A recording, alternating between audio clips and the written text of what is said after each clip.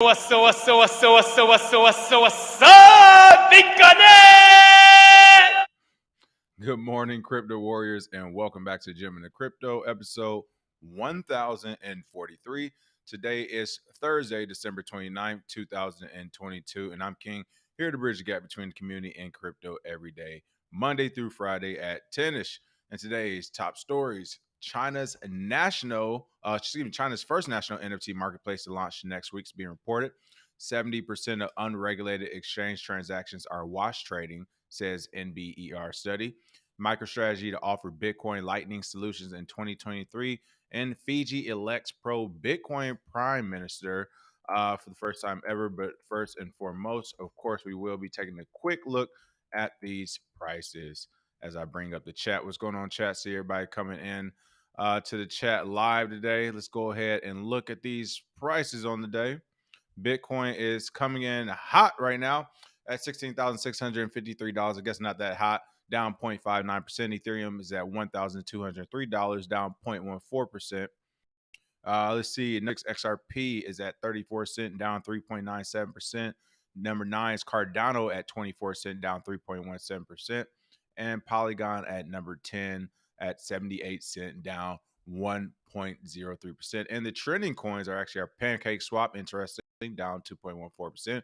Polygon Matic down 1.21%. And Solana, been hearing a lot about them as they continue to fall. They're down 7.85% on the day. And then the recently added coins, Tetherium. So Ethereum, but Tetherium.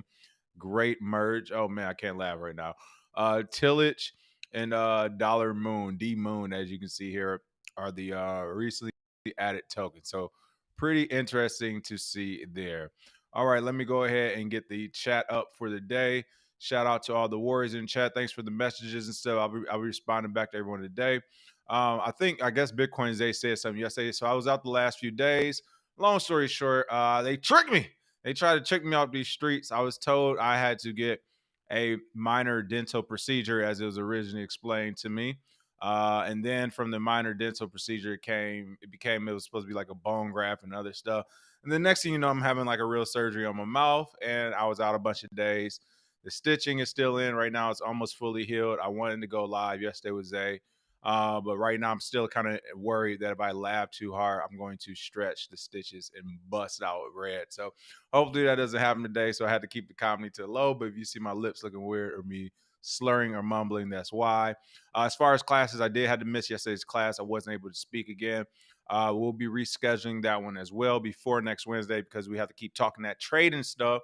I still have all those tokens we looked at and some other things. So I'll be rescheduling everything, be emailing everyone. Again, thanks for the patience as well. All right, with all that being said, really quick, what's going on? Cliff BTC, Chappie, BK Crypto, Zyro, Ken Virgo, Satoshi Slim, BK Born Best I Raise, Humney. Good morning, everyone, and welcome back to the show. Top story of the day. Going on over here to talk to China. Goodness gracious, this is very interesting. Satoshi Slim said, "This the wrong show, then, bro. Go and try to keep the comments to the minimum." I literally told Zay that yesterday. I was like, bro, like I can mumble now and talk. I couldn't talk that well the first few days. It was, a lot of drool and blood and stuff. But yeah, my only worry now is just like literally laughing too hard and just splitting it. So I've been trying to be calm. All right, but China's first national NFT marketplace to launch next week is being reported. That's right.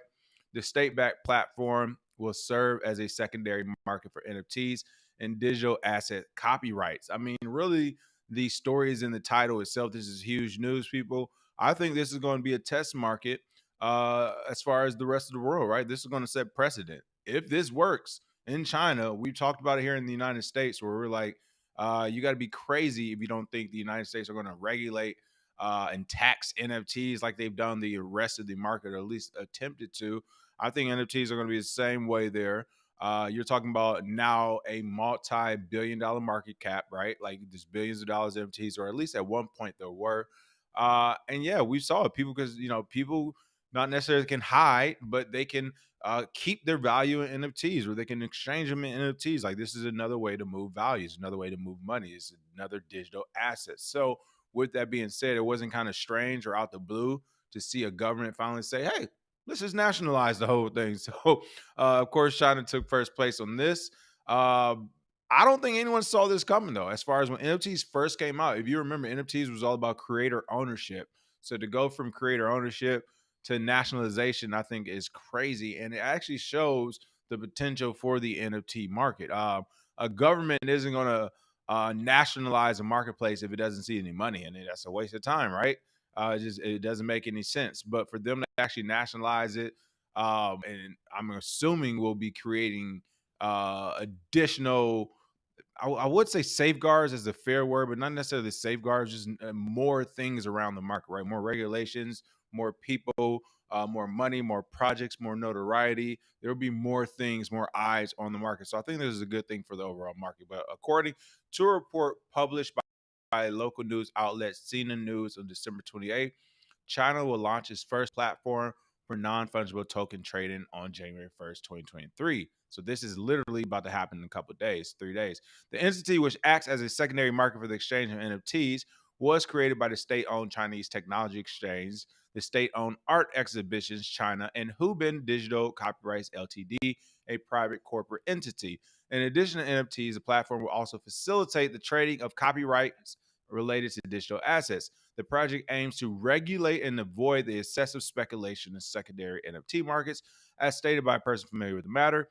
In an interview, Yu Jingning, a leading expert on digital assets and metaverse developments in China, commented, in terms of industry supervision and regulation, digital assets represents a new form of commerce, and much regarding laws, regulations, and supervisory policies remains to be refined.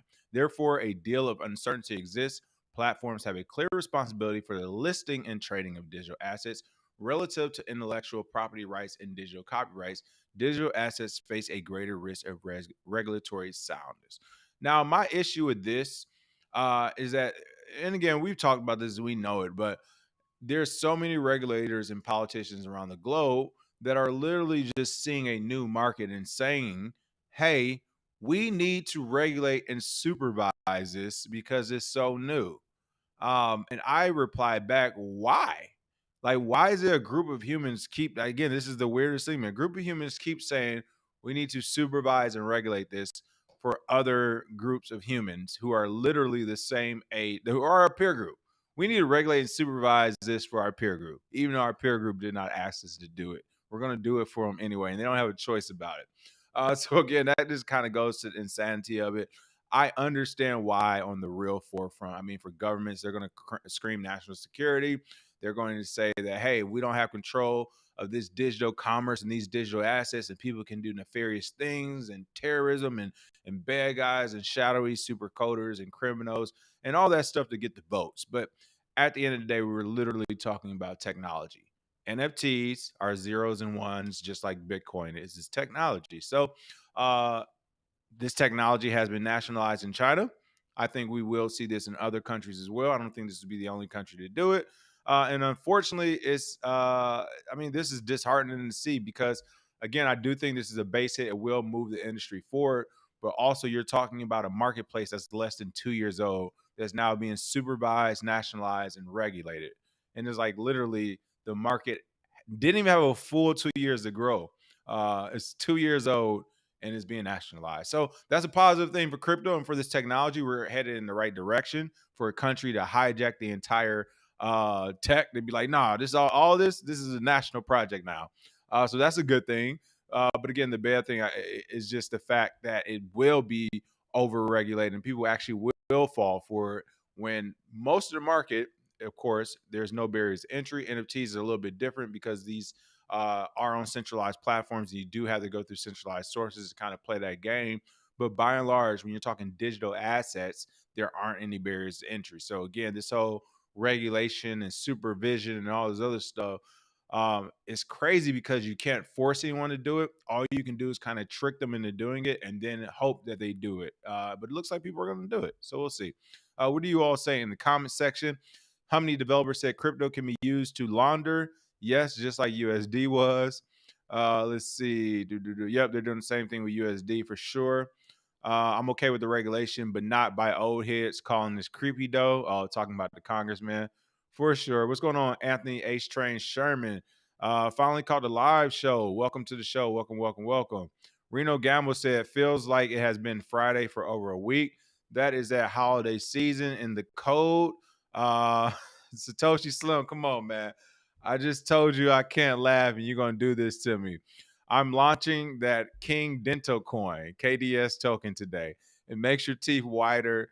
Noble already got it tatted on his lip. Man, I'm going to cry laugh. I want to laugh so hard, but I can't. What's up with SBF buying Robinhood coins? All right, so I'll talk about it real quick. I saw the story. I wasn't going to cover it. I wasn't sure if Zay covered it because I saw he did cover some Alameda funds being moved. Essentially, I saw this story as well, and I'm not going to lie. I kind of laughed because it was just like, it's such a dirty, grimy move, but it was such a great business move. I can't be mad. And that's Alameda and FTX buying up everything. So if you don't know, they essentially had a stake in the company Robinhood too. That is right. I'm not exactly sure if it was Alameda or if it was FTX or just SBF himself. But somebody out that clique in that crew, again, I didn't go do my deep dive. They have ownership in Robinhood. And of course, they have shares, not huge, but enough, right? A small, but a small percentage of shares of Robinhood stock. Of course, they're going bankrupt. They owe everyone. And now some of that stock is Robinhood's, which of course can pull from that company. If they were to sell those shares immediately, could drop that price a little bit as well. So, again, this is that 50 plus billion that they affected. They touched everyone. And as a business, again, it was messed up, it was fraudulent, it was wrong. But as a business move, it was smart for them to say all this fake money that people are giving us off this FTT token and everything else, we're going to buy real companies. We're going to use this the money they're giving us. We're going to use it to actually buy. I mean, literally, they did the same thing Terra Luna did. The only difference is that Terra Luna said, we're going to use all you guys' money that you believe in us to buy Bitcoin because it's a smarter thing to do. And everyone thought Terra Luna was a genius. Oh my God, they're going to algorithmic token rehypothecate on Bitcoin. It was just like, guys, they're buying Bitcoin. Stop it. Stop all the extra wording. Same thing here. All FTX and Alameda did instead of buy Bitcoin was buy real companies and real land, right? His mom was buying mansions. They were buying FTX arenas or renaming arenas. Same thing crypto.com is doing, which don't be surprised if crypto.com does the same thing FTX just did. And it's even worse on an even larger scale, but no one will see that one coming either, right? So essentially, that's all they did. They're using all their money to buy up into companies. Robinhood turns out to be one of those companies. Who knows how this would be affected? I would say it wouldn't. It's not anything that's going to kill Robinhood because if it were, it would have already, right? It would be already a thing in the news, especially here in the fourth quarter, unless we'll have news coming from Robinhood in Q1 of next year on that earnings call with their investors and their board and everything. But until then, I think they're kind of good. But this is Q4 and it's happening now, so we'll know for sure Q1. But I think it already been news. But yeah, that does seem like a story that's starting to come out as well. Let's see what else do we have. Uh, looking at the comments as well. Yeah, Satoshi Slim, thank you for that. CoffeeZilla on this Logan Paul crypto zoo scam is nuts. I saw that. Shout out to CoffeeZilla. So before you all mentioned CoffeeZilla in his FTX videos, I had no clue who he was, or he was like calling out scammers and stuff. Like, I guess he's the original OG of calling out scammers and stuff. So shout out to him. I saw his videos on Logan Paul and all this other stuff. And other crypto things. I keep saying the same thing. Like, I mean, even with some of the people he interviewed from the Logan Paul audience, they literally were like, I know he didn't know that much about crypto, but I just thought, we could trust him and everything. I'm just like, you all literally sunk millions and millions of dollars in a technology project to where you can check the technology, but you went off the trust of the human. The whole reason why these technology projects are popping up to begin with, so you don't have to trust the human. But I digress. He did some awesome coverage of that stuff. I've seen him with the newer videos he's making. He's doing a great job. Yeah, so I've been paying attention to that. Hopefully, he doesn't fly too close to the sun like the other guy. But good to see him up in there. All right, let's see. Crypto CT, anyone catch a Tether interview from Decipher 2022 when they acknowledged working openly with the FBI and Department of Justice? I did not catch that interview, but it wouldn't surprise me because after the whole was it the Bitfinex and the auditing and all, like the government, whether they were like working with them as being pleasant or working with them begrudgingly, they were in cahoots with the government. I mean, they were kind of already too big. It was supposed to be a multi-billion-dollar thing. The United States weren't getting their cut, and all of a sudden the story disappeared. Come on. They talked to somebody already to figure some things out to stay in business a few years longer. So I didn't see that interview. I'll catch it. I'll check it out. I'll be interested to know how much they're working with the government, at what depth. Like, are they actually showing like, here's who owns this amounts of tether or where this at and blah blah blah, or is it just like, I don't know, is it just like backdoors where this is corrupt tether? We can stop a transaction or something. Who knows? But definitely got to check that out as well. FBI has an account, the only U.S. account. Hilarious. Doesn't surprise me at all. All right. Let's see. What else are we talking about? Not only Tether and FBI and stuff. This kind of goes right along with it when it comes to these exchanges. Something we have literally said for years. And we noticed this for years. Okay. 70% of unregulated exchange transactions are wash trading, says this NBER study. Now, while they only talk about unregulated exchanges, I would go, I won't put a percent next to it, but I can tell you what, you better believe regulated exchanges are doing some form of wash trading, right? It might not be as reckless as you could see on a quote unquote unregulated exchange, even though there's only maybe 10 regulated exchanges on the planet, as they call them, right? This is made up stuff we're talking here.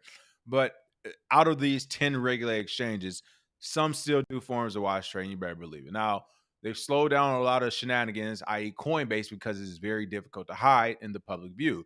But you even saw Coinbase say, hey, we're about to do a lending program publicly before the SEC came out and said, no, you're not.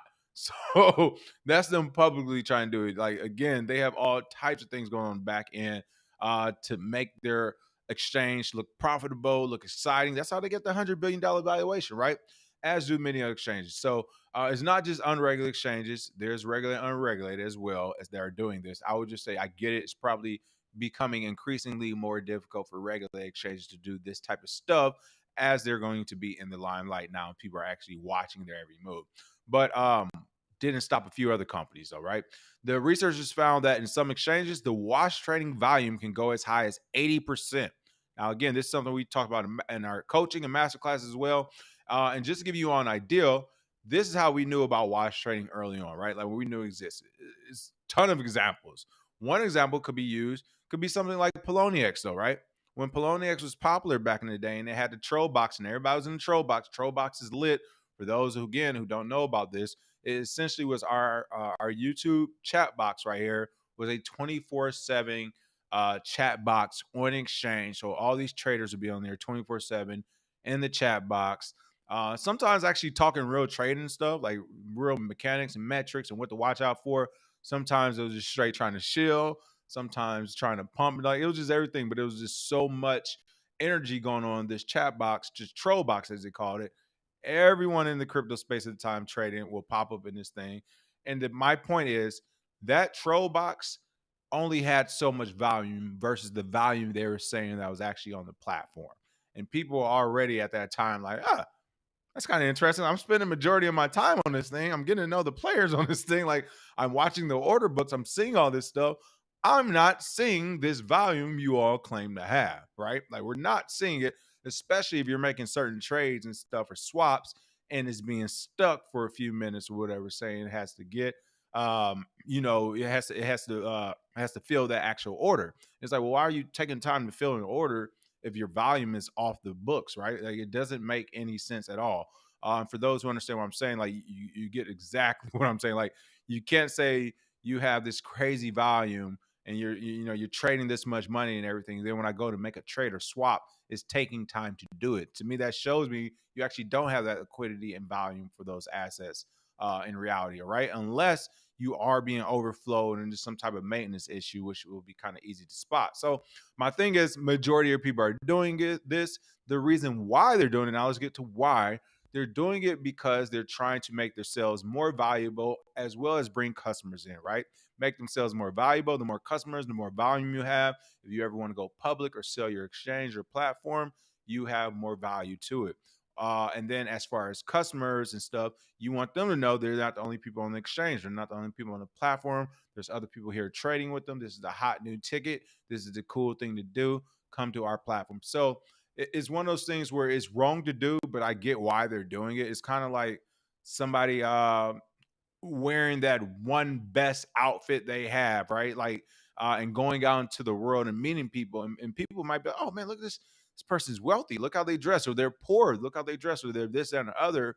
Or when in reality, this might be your only outfit of this, and this is not actually who you are. You're just doing it to get whatever you need or want out of the world that day. To me, the exchanges are doing the same thing. They're like, look, yes, we're wash trading, whether you know it or not. And that's because we're trying to bring more customer volume. Because if we don't wash trade, the competition is starting to become a little bit steeper to where our exchange won't make it. So is it right? No.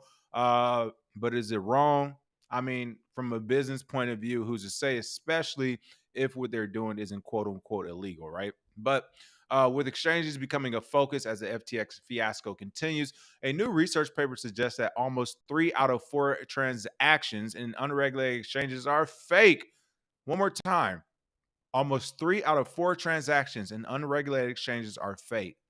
And again, I just want to point out when you say unregulated exchanges, there really aren't any regulated exchanges like that. Even if you want to talk about the likes of Coinbase, how long has Coinbase been quote unquote regulated?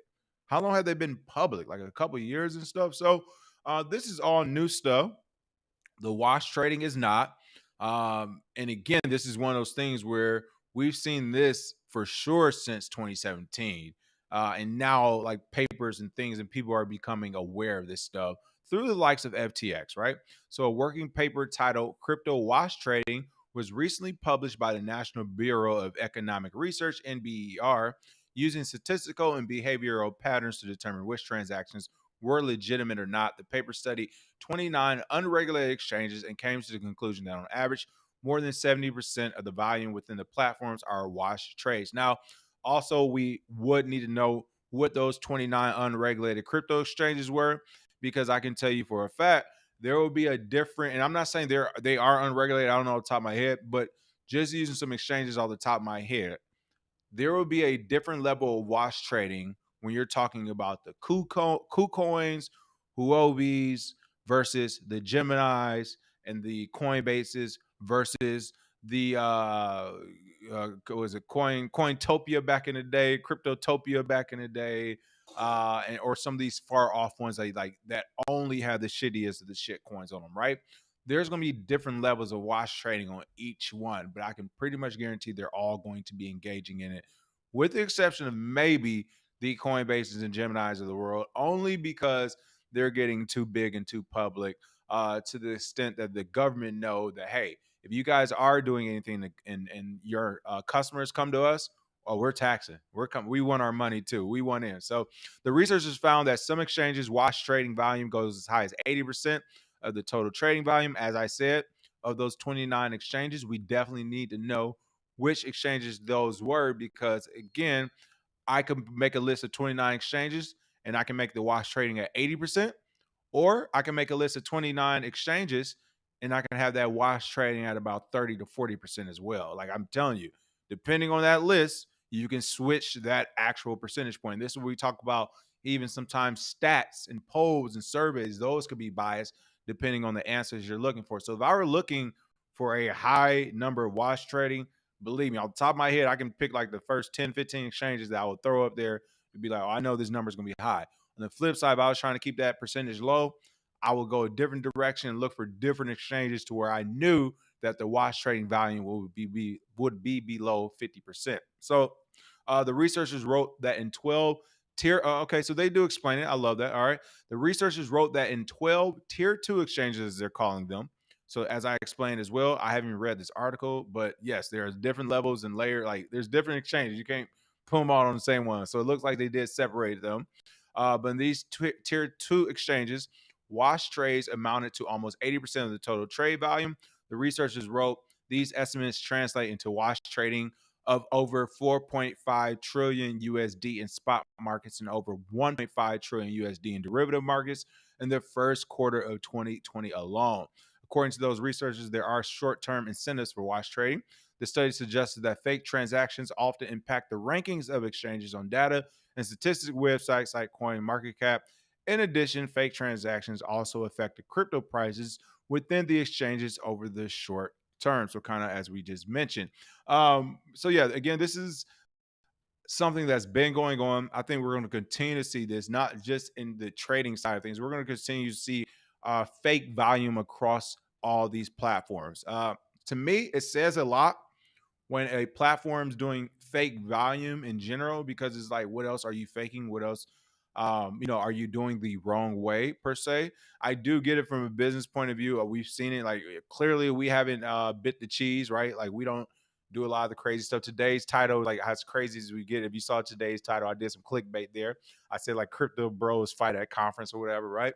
But if that's like 90% or half or whatever, that's the majority of your basis of your business or your platform, then there's an issue there. So when you're talking 70 to 80% of these exchanges engaging up to as high as 80% of wash trading, that's kind of saying like everything you're doing is not working there. Like, if you have to do that much, what you're doing actually is not working. So it remains to be seen how this is going to play out. I think this will be regulated when more exchanges begin to get regulated. And they do so, you have to have a regulated exchange, or it has to be backed by a certain government or licensing and stuff. As that happens, we'll see this dwindle down.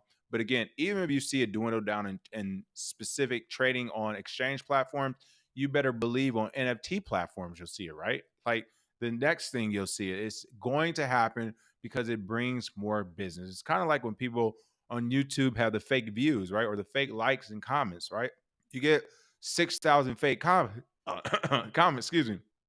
Told you my mouth was jacked up. You get 6,000 fake comments, you're more than likely to have like 100 real ones, right? Versus if you only had 100 real ones, like, could you get 100 more real ones? So that's kind of the thinking that goes into some of this wash trading and things of the sort.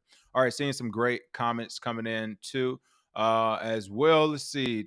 Reno Gamma said, I don't think greed is a part of human nature, but that's a whole nother conversation. Chris said, all this wash trading also proves how early we are. Exactly. I mean, that's a great point. Wash trading, it does prove how early we are to this space. Like, people are wash trading 80% of their platform. Like, we're early, people. I know the price is going crazy at times, but we are super early to this space. Let's see. Reno Gamma said the drive to get value / Monday is underwriting this scamming. Let's see. What else do we have going on in the chat? What's going on, Jake? I brought the Oculus. You're right. F Bitcoin by Meta. Hey, listen, Jake, you get what I'm saying? Listen, people, Jake just say you got that Oculus. Look like it was that Christmas gift came in. Meta in the metaverse stuff. Just go try Oculus, people. Try Oculus. If we can get our psychotic, insane regulators, politicians, and other human beings on this planet who want to be in control of other human beings of their peer groups, if we can get rid of this thought process, of this control that they must have, we can see this thing blossom. Because you're talking metaverse, cryptocurrency, like, you don't have to leave home. Like, right now, you don't have to leave home. You can be on the internet making money. But I'm telling you, when you can throw on your Oculus and go sit down with a bank teller and they give you a home loan for all those who need credit and all those, so y'all love talking about traditional legacy financial system. This is what's going to happen when you're 8-year-old. Forget COVID and going to school and homeschooling and internet and Zooming. No, put that damn Oculus on their head. They'll be in class with their classmates. They'll be able to meet everybody, talk to everybody. There'll be field trips. Listen, it's happening. It is happening, people. But now the speed of which is going to happen, who knows? But it's happening, A. And then B, the whole point about these psychotic regulators and politicians, the only way this thing slows down is if they do, they did to Facebook initially when Facebook said it was launching their stable coin or token Libra or whatever, when the government essentially said, no, y'all can't do it. And Facebook was being scared and they was like, oh my God, we can't launch our own token. And they did not do it. That's the only way this thing stops or slows down. That's one of these psychotic government people say, no, no, no, we're not going to have people in the metaverse without these regulations. We're not going to have people using crypto without this. That's the only way this thing stops. But as far as the tech, it's almost there, people. Like, it is scary, like scarily almost there. So I don't think that's going to slow down and stop. Shout out to Jake Fever. Yeah, that's what's up. The pothead said the troll box for Poloniex Theta. Oh, that was fabulous. Listen, that was a time to be in live to trade. I learned so much about trading and just there. I mean, literally, you're talking um 11 p.m. to 3 a.m. most days, right? Like you just in the troll box and trading on Poloniex and stuff. Let's see. Satoshi Son said the part was crazy. They still have faith in him after losing thousands. I'm baffled. Talking about Jake Paul or whatever. Yeah, I know. I am. Listen, hey, these communities. Shout out to their communities, man. You talking about community? These folks got communities. FTX included, Alameda. They got communities where they can lose them millions of dollars and people come back. People, let me tell you for a fact, Zay and I have made people thousands of dollars, hundreds of thousands with some. Sometimes you're lucky to get a thank you call back, okay? Like dead ass. This is serious. So I don't know what it is. I mean, I got a list of people I done made over $500,000 for easy, like a for real list and how much they made. So it's not even a maybe I have this. This is a for real. And I'm telling you, some of these folks, people are brand new. So it's very interesting to see how these people are able to have these communities where they're losing them money and they're coming back. I don't know. Is that the deal? Do you lose people money and they come back? Is that what you're supposed to do? I might be doing this whole game wrong. I don't know. All right, next story. MicroStrategy is in the news. That's right. MicroStrategy to offer Bitcoin Lightning solutions in 2023. This is something we breezed across quickly in the masterclass. I know, or in the coaching session a couple weeks ago. I know Zay wants to do an actual in-depth class on this, but MicroStrategy's Lightning Network solutions include Satoshi Power incentives for marketing and website cybersecurity. That's right. MicroStrategy Executive Chairman Michael Saylor has shared his firm's plans to release Bitcoin Lightning Network powered software and solutions in 2023. I think I said I can't talk. Let's go ahead and give a round of applause.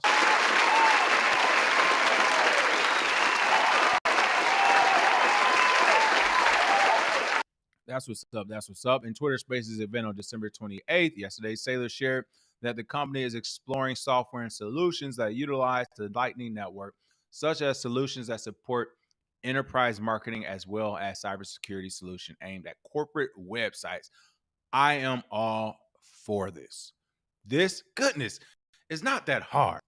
This is how you make your money in this space as a company. I'll talk more about that in a moment. The Lightning Network, of course, is a layer 2 payment protocol layered on top of Bitcoin blockchain that allows for off-chain transactions, raising payment throughput and lowering transaction fees. Essentially, it helps Bitcoin scale so that when there's too many people using Bitcoin, Lightning Network can say, hey, if it's 100 people using Bitcoin, 40 of you guys and gals can use the Lightning Network. Boom. Now the Bitcoin network is a little less congested. All the transactions are still coming through with another process that we trust on the Lightning Network. A business intelligence and tech company known for its massive Bitcoin holdings, MicroStrategy has been looking to beef up its Lightning Network verse team, most recently announcing it was looking to hire a software engineer to build a Lightning-based software as a service platform. During the Twitter Spaces conversation, Saylor explained that chief marketing officers could potentially use the Lightning Network to incentivize customers, such as giving out Satoshi rewards for engaging in activities such as posting good reviews or completing surveys. The company also wants to make it possible for any enterprise to spin up Lightning infrastructure in the afternoon, he said. It looks like he made mention of his Lightning Wall cybersecurity ideal, essentially a Bitcoin-based paywall that will protect websites from cybersecurity attacks by requiring visitors to put down deposit in Satoshi. Wow, that's actually really smart, especially if you can make this work on the back end to where users don't have to actually do anything, but your browser does it. So let's just say the same way you do a digital token, right? Same way you can do a digital token on your computer and everybody knows that's your computer IP address, blah, blah, blah. I feel like you can do the same thing with that paywall if it were to work on the back end of HTML, of the actual browser, where let's say you have your laptop and computer, you have your browser that you sign on to. Maybe you have a crypto wallet that signs on with it or a separate wallet to where you can already preload it with, let's just say like $1, right? It shouldn't be a lot of money, $3 of cryptocurrency, right? Of equivalent cryptocurrency, you could preload it in your browser, will automatically transact those Satoshis to whatever website you need to go to on the back end. That way, on the front end, the users don't need to do anything. Maybe it's an on and off switch type of deal in your system settings. But on the back end, it literally automates from the HTML code as well as the wallets itself. So it's possible. It is possible. We already have paywall websites essentially that are manually used, centralized. So to do one with Lightning Network and using Bitcoin and stuff, it is possible. And if you were to do that and automate, like I just said, I think that could be pretty cool. That could be pretty, you might be on to something. But what I really wanted to point out was the fact that he's actually going to not only offer these Lightning solutions. So, of course, one thing that companies can do in this space is be the first, right? Be the first law firm, accounting firm, this firm, that firm to do crypto and then teach the rest of the industry. That will have to happen for sure. But also one of the smart things I think that they're doing. Yeah, let's see. I'm looking for it. Let's see. I just scrolled right past it. They're giving out the Satoshi rewards for engaging in activity. So this is something on the smaller level. I think the opportunity that I'm sure they see. So I'm not going to say they're missing, but the bigger opportunity there will be to allow this for every company, not just rewards, but everything under the sun, right?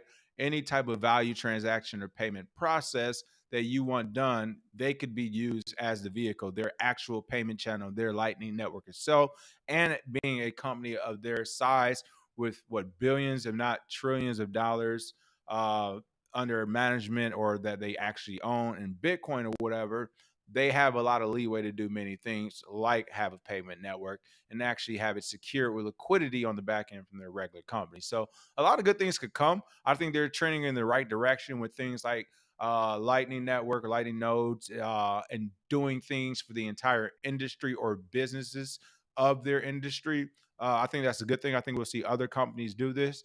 So to me, this is a big base hit to get people closer to Bitcoin. So shout out to Michael Saylor and MicroStrategy for getting people on the Lightning Network, getting them well versed in that, or at least getting them on his Lightning Network, which again think would be pretty cool.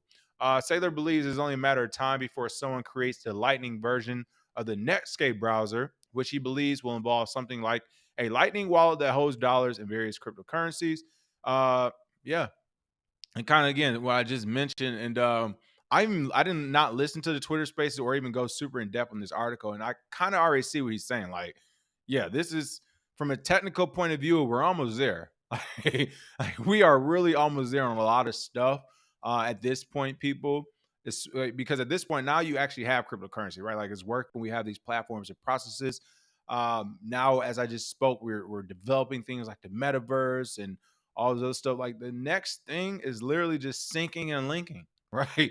Linking some of this stuff to people's bank accounts they want and syncing this to their bill pay or to their virtual worlds or whatever else they do. Syncing it, as I just mentioned, to your browser base, to HTML code, all this backend stuff that will actually happen. Why? Because it's more efficient and it's going to save people money and make people more money.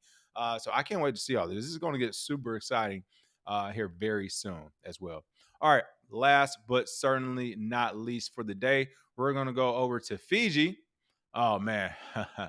All right, so this story, when I saw it, I'm covering it more or less because there wasn't that many stories today and because I was going to trigger people. I was like, oh, why not? But technically, this isn't me triggering people. All right, I got a friend that's from Fiji. I asked her about this and she laughed and she was like, that's old. She was like, back in the day, like in certain parts of the island with certain cultures or something. All I'm saying is, as far as until 20, well, I'll say the story first. Fiji elects pro Bitcoin Prime Minister Sitiveni Rabuka. Fiji elects a pro Bitcoin Prime Minister, signaling a positive future for Bitcoin adoption in the Pacific Island nation. That's right. A newly elected pro Bitcoin Prime Minister has taken office in the Pacific Islands of Fiji. The new leader, Sitiveni Rabuka, took the Fijian office on December 24th. Lord Fusuta, I can't even pronounce none of these people. I'm sorry, but these words are awesome too. Lord Fesitua, a Tongan noble and a former member of the Tongan parliament, took to Twitter to share the news from his neighboring nation. Fusitiwa stated that he had explained to Rabuka step by step how Fiji can do Bitcoin legal tender like Tonga, and there could be 2 legal tender bills for the Pacific in 2023. And you can see it here, both as chairman of GoPac Engine Oceania and as a friend and colleague. Congratulations, of course, you can see here, winning your seats in the Fijian elections and for being elected Prime Minister, Deputy Prime Minister of Fiji, a new pro-Bitcoin friendly Prime Minister in the South Pacific. Now, when it comes to the South Pacific in general, that used to be my area of responsibility, AOR as we call it.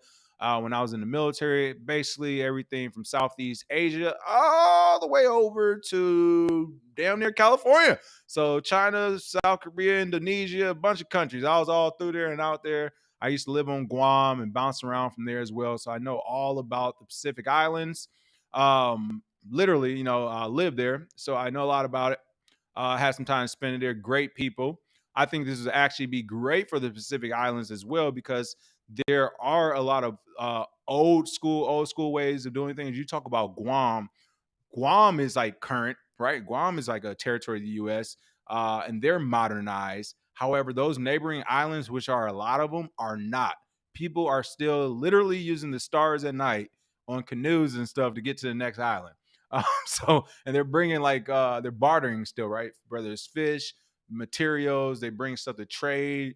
Like it's still super old school. So to say that the Pacific, like these islands, you talk about Fiji, Guam, or not necessarily Guam because they're cool, but the neighboring islands and stuff, for them to get cryptocurrency, I think would be huge. I think would be huge. Like for them to get crypto, you are literally moving them, like as they said in Africa, where a lot of the smaller countries actually never had a rotary phone. They literally went straight to cell phones with the technology, right? They never had a rotary phone, and by the time they got the technology for phones, it was already cell phones. It was there.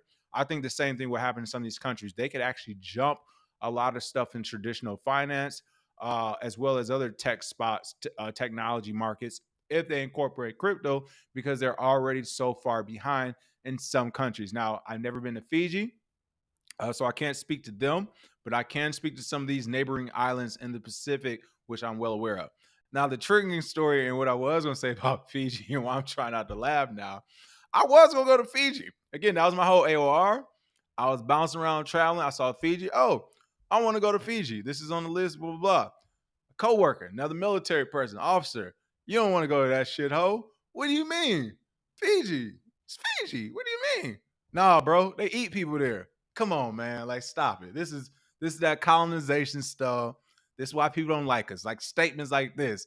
Nah, bro. I'm trying to tell you they eat people there, bro. You don't want to go. Man, I know people from Fiji. Man, they be eating people in Fiji. They used to. What? They don't know more. Well, he tell me they do still now. Hey, listen, I'm not going to Fiji. So I didn't go to Fiji because that's not the real whole reason, but that was part of it. No, we do a lot of tribal stuff for what I was doing in the military. And I was told some of the areas might be a little bit turned up and it wasn't worth going. So I make that joke, but I also say that if they are still a little bit behind, well, I won't say behind, if their cultures are still a bit different, they're not using modern technology, I'm not sure how things like Bitcoin and cryptocurrency will assert its dominance across all these islands and all these populations and cultures, because it is technology. And again, a lot of these people literally do not want to use technology, or they haven't been offered. It's a little bit of both.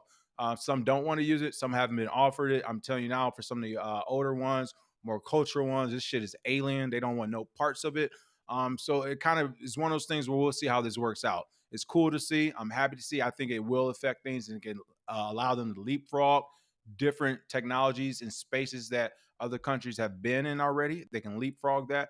But on the flip side, it will be about the entire adoption rate, right? Will they readily adopt it? You're talking Bitcoin and crypto. At the end of the day, you do need cell phones. You do need servers and laptops and stuff like that. And when you're talking about 90-degree weather on average, right? Talking about 85-degree weather, hot weather, not a lot of server space, not a lot of cooling units and the technology or the expertise to actually hold these servers. And then with the adoption rate of people not even being used to certain technologies like maybe newer cell phones and stuff like that, and to ask them to add cryptocurrency, we'll see what happens. Right now in America and some of these first world countries that don't have a need for it, but have the technology to use it, have chosen not to readily adopt it. So we'll see what happens in countries where they might not actually have the technology or the expertise, but they actually have the need to readily adopt it. We'll see how it works there. But all I'm saying is, you eating people, I don't think you're gonna be sending Bitcoin. All right, that's all I'm saying. My bad for all my Fiji friends. I know the one, they probably listening to me like, hey, this dude ain't nothing right now. But that's what's going on over in Tonga. Here it is again, Papua New Guinea. You can see here in New Zealand. I'm assuming, oh, there we go. Fiji's right there. And you go a little bit further east in the middle of the Pacific is where Guam is at. Oh, Australia. So yeah, middle of nowhere. And as I said, people, for those who don't know, like, go to one of these maps, seriously zoom in, and you will see a. Let me see if I can actually just do it right now on Fiji. I'm not sure how many islands are around Fiji, but I would love to actually zoom in and see. Yeah, so there we go. This is a just a short zoom in right here. There's Fiji, Tonga, Niue, Nifa. I don't know this one. You can see some more green, but clearly there's a few islands around this spot right here. You zoom out, there's even more islands right there in that one area. You zoom out, it's just water, right? But you zoom in, is island after island after island. Like I said, folks, they're still using stars out there. So it'll be pretty cool to add cryptocurrency. Other than that, that is the show for the day. I'll be going too long, so it is all good. Uh, they said that's not too far. We can swim there. There we go. Everybody in the comments messing with me. PFC Will said, I've been making that point about tech adoption in non-tech communities. You don't have to leave the U.S. main to see these communities. They're all right there. There you go. Cyberman TX says Starlink and cheap cell phones done. All right, that's true. I hear Starlink has been doing a great job in these places where they don't get great internet connection. Let's see. Enzo Carter said, man, people keep telling me that. I saw no one hunting for my scalp. Okay, I think Enzo went. There we go. All right, there we go. Somebody went somewhere. Let's see. Maurice Thompson said, buy Bitcoin. Got paid a bonus yesterday, and it all went to federal taxes. I already know. Let's see. Yep, keep up those antibiotics. You already know. I got a few more days. Let's see. Okay, Enzo says, Suva is crowded, but the resorts are dope. I was always warned about the head hunters, man. It was so cool, but there's some fighting mofos when drunk. Love that place. Okay, there we go. There we go. He said head hunters. Enzo. Okay, so Enzo know I want. I've been to Timor-Leste, Enzo. Oh man, you must be military too. Enzo said Fiji is dope. I was in Timor-Leste and Papa is crazy. Head hunters, but cool as hell. So I was in Timor-Leste, and a great example before we end the show. That's another perfect point. If Timor-Leste got Bitcoin and crypto right now today, they're not ready for it. They're not. There's literally people. There's only like 2 places on this entire island with electricity. When it gets dark, the entire island goes dark. And one of the places with electricity is the airport, and the other place with electricity is like a closed in, gated in, basically like embassy, not an embassy, a hotel, but for expats essentially. That was already invaded one time where a bunch of people got done the wrong way. So they don't have electricity across the island. So yeah, you talk about crypto for something like that. It's like it's not working. It's not working overnight until they get something like that Starlink or something. So yeah, we'll continue to pay attention to seriously. These are cool stories to see Bitcoin going to the Pacific Islands and crypto going to the islands. So we'll continue to watch and see what happens. Other than that, that is the show for the day. We will see you all tomorrow on Fuck Bitcoin Friday. It'll be Bitcoin Zay and myself. Emails going out today to everyone. So if you missed them, no worries. And we'll get the makeup class for Wednesday rescheduled as well. Make sure you smash a like and share. Shout out to Enzo. He was in the foreign service, so he knows exactly what I'm talking about. Want to give him a shout out. Smash a like and share, and we'll see you all tomorrow with some more Bitcoin and crypto news.